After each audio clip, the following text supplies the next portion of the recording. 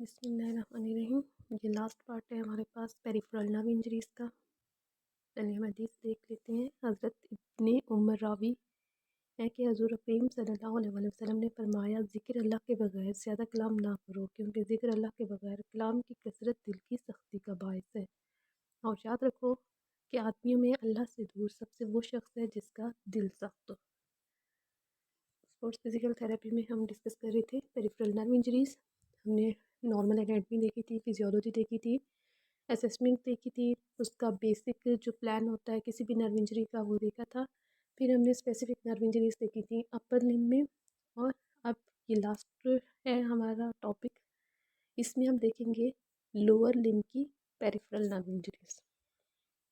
ये वही chapter M आ गया।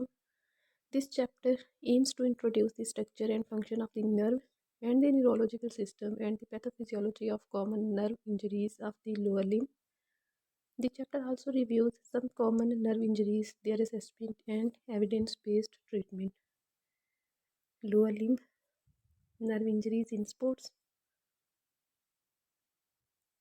Lower limb nerve injuries in sports, lumbosacral plexopathies are infrequent. हमने ब्रेकियल प्लेक्सिस का पढ़ा था कि वो फ्रीक्वेंट उसकी इंजरीज होती हैं। रीज़न क्या पढ़ी थी कि मोबिलिटी ज़्यादा होती है। अब जो लंबोसैक्रल प्लेक्सिस है उनकी इंजरीज लेस कॉमन है, लेस फ्रीक्वेंट है। रीज़न क्या है? क्योंकि लोअर लिम्ब हमारा लेस मोबाइल और मोर स्टेबलाइज होता है। Protective anatomical arrangement of the pelvis and surrounding musculature, the nerves being associated with less mobile structures. ये हमारे पास लंबर प्लेक्सिस हो गया। इसकी रूट वैल्यू T12 से लेकर L4 तक। और मोस्ट कॉमन इसमें जो नर्व्स है femoral nerve, anterior part of thigh, obturator nerve, medial part of thigh में होती है। ये सैक्रल प्लेक्सस हो गया। इसकी भी हम रूट वैल्यू देख सकते हैं L4 से लेकर S5 तक। ये इनकी सप्लाई हो गई डिफरेंट मसल्स को, मतलब मायोटोम्स हो गए। लोअर लिम्ब में पहली कंडीशन जो हम देखेंगे वो है पिरिफॉर्मिस सिंड्रोम।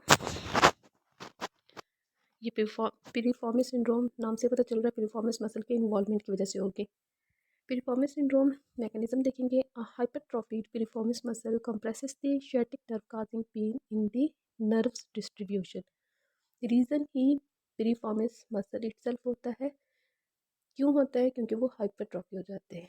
साइज में ज़्यादा होगा तो क्या करेगा? शियाटिक नर्व की कॉम्प्रेशन काज करता है। दिस कंडीशन में बी कॉमनली सीन इन दी रूअर्स। ये मोस्ट कॉमन मैकेनिज्म हो गया पिरिफॉर्मिस सिंड्रोम का रूअर्स में। सिम्टम्स क्या मिलेंगे? Pain and tenderness in the buttock region at the sciatic notch. Ipsilateral radiating pain होता है in the sciatic nerve's distribution. Symptoms may be exacerbated by stretching the piriformis via adduction and medial rotation of the hip joint. Palpation of the sciatic notch reproduce symptoms. जैसे हमने slum test किया था, SLR किया था, उनमें ये symptom reproduce हो जाएंगे।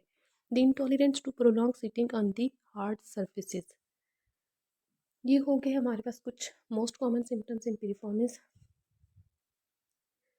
इसके लिए जो स्पेसिफिक टेस्ट परफॉर्म किया जाता है physical test, pair test for the piriformis syndrome, ये उसकी पोजीशनिंग होगी फिगर ऑफ 4 करते हुए पिरिफॉर्मिस मसल को स्ट्रेच किया जाता है। The athlete places the painful side in the position of the hip flexion, abduction and internal rotation. The examiner applies downward pressure to the knee attempting to reproduce the buttock pain. Piriformis syndrome, The noticeable difference between piriformis syndrome and L5 radiculopathy, इन दोनों में difference क्या है piriformis syndrome और L5 radiculopathy में? Piriformis syndrome present with the जो L5 radiculopathy उसमें back pain भी होता है। L5 रेडिकुलोपैथी में हमें रिफ्लेक्सेस भी चेंज मिल रहे होते हैं, सेंसरी लॉस भी होगा, muscle weakness of the hams and गैस्ट्रोनेमियस। लेकिन ये सारी चीज़ें हमें पिरिफॉर्मिस में नहीं मिलती ना। तो इसमें बैक पेन होता है, रिफ्लेक्सेस भी हमें नॉर्मल मिल रहे होते हैं, सेंसरी लॉस भी कोई नहीं होता, मसल वीकनेस ऑफ हैम्स भी हमें नहीं मिल रही होती, गैस्ट्रोनेमियस भी नहीं मिल रही होती। ट्रीट कैसे करेंगे पिरिफॉर्मिस मसल को, पिरिफॉर्मिस सिंड्रोम को? इसमें सबसे पहले तो वही इन्फ्लेमेशन होगी। इन्फ्लेमेशन को कम करने के लिए एनसिड्स, फिजिकल थेरेपी हो गया, neurodynamics treatment technique, stretching of the muscles, हम स्टीरॉयड इंजेक्शन दे सकते हैं या फिर सर्जिकली रिलीज भी कर सकते हैं। Physical therapy protocol for patient with the piriformis syndrome, ultrasound, 2 to 2.5। इसकी इंटेंसिटी होगी applied in the broad strokes longitudinally for 10 to 14 minutes. Hot packs or cold spray at the same location for 10 minutes. Stretch the piriformis muscle for 10 to 15 seconds. Myofascial release at lumbosacral paraspinal muscles. McKenzie exercises, मतलब इसमें McKenzie extension exercises आ जाएंगे। Duration कितना होता है? 2 to 3 times weekly for 1 to 3 months। ये self stretching होगी piriformis muscle की। Different positioning में पिरिफॉर्मिस मसल की स्ट्रेचिंग। ये स्ट्रेंथनिंग एक्सरसाइजेस जिसमें वो थेराबैंड यूज़ करते हुए या फिर एंटी ग्रेविटी काउच या फिर चेयर की हेल्प से। ये पेल्विक टिल्टिंग एक्सरसाइजेस हैं। ये भी पिरिफॉर्मिस सिंड्रोम के होम प्लान में बताया जाता है। ये हम स्टेप वाइज देख सकते हैं। बैक स्ट्रेट के साथ, फिर बैक बेंड के साथ और बैक स्ट्रेट के साथ। ये पिरिफॉर्मिस और हिप फ्लेक्सर स्ट्रेचेस हो गए।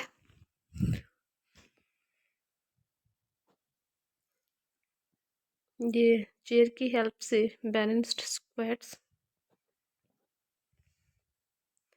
Gravity leg hanging. ये मायोफेशियल रिलीज हो गया by using elbow on the gluteal region, by using ball. ये भी मायोफेशियल रिलीज है हार्ड बॉल यूज़ करते हुए। ये सेल्फ रिलीज हो गया। Piriformis myofascial release by using roller, hard foam roller. McKenzie extension exercises. Next condition है हमारे पास लोअर लिप में peroneal nerve injury. Peroneal nerve injury, common peroneal nerve, ये हमारे पास दो बोन्स हैं, टिबिया और फेबुला। इंजरी बायोमैकेनिक्स देखेंगे। मैकेनिज्म ऑफ इंजरी में individual who repetitively squats such as catcher in baseball, as this position can induce prolonged stretching of the nerve. However, it also occurs in individuals with minimal body fat, which protects the nerve from external forces or the compression. An acute injury to the common peroneal nerve may occur in runners, whereby the nerve is forcefully stretched as the result of a severe ankle inversion injury. Whilst fracture to the fibular head or knee dislocation can also injure this nerve. ये हमारे पास 4 most common mechanism हो गए common peroneal nerve injury के। Symptoms क्या मिलती हैं? Typically patients complains of the pain, burning और numbness down the anterolateral aspect of the lower leg with a loss in sensation. Clinical examination can reveal weakness in the ankle everter muscle. A positive tendinal sign may be present at the fibular neck. Treatment strategies again: NSAIDs, active rest, physical therapy, neurodynamic sliding or tensioning technique. In thin athletes, padding on the fibular head. Avoidance of crossing the legs is also advised, and ankle bracing should be considered in patients presenting with foot drop to prevent ankle inversion sprain. ये कुछ exercises हैं home plan में जो बताई जाती हैं, strengthening exercises. ये brace. Third condition है लोअर लिम्ब में टार्सल टनल सिंड्रोम। ये टार्सल टनल की एनाटमी हो गई टार्सल टनल सिंड्रोम की।